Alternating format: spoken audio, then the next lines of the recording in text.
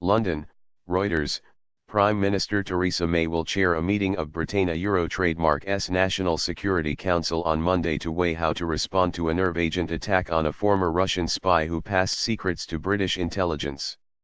Sergei Skripal, 66, and his daughter Yulia, 33, have been in hospital in a critical condition since March 4 when they were found unconscious on a bench outside a shopping centre in the southern English cathedral city of Salisbury.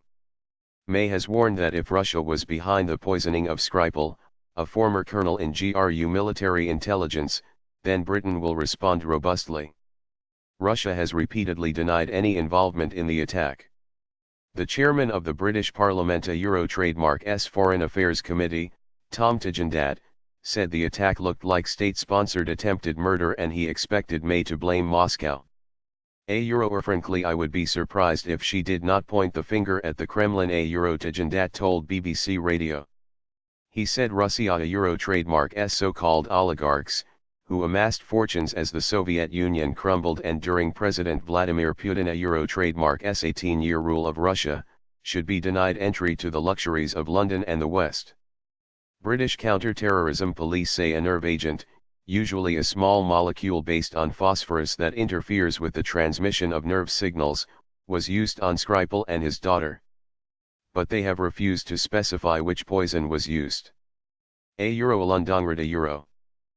Russia is publicly accused of carrying out the attack, it would send already strained relations between London and Moscow to a new post-Cold War low, with potential repercussions for some Russian money in Britain.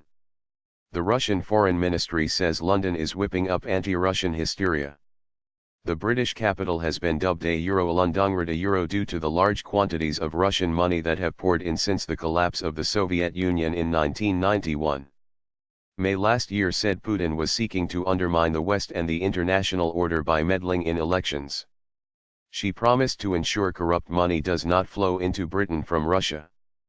Putin, who took over as Kremlin chief from Boris Yeltsin on the last day of 1999, has denied allegations that Russia meddled in the 2016 U.S. presidential election and says the West has repeatedly tried to undermine Russian interests. Skripal betrayed dozens of Russian agents to British intelligence before his arrest in Moscow in 2004. He was sentenced to 13 years in prison in 2006, and in 2010 was given refuge in Britain after being exchanged for Russian spies.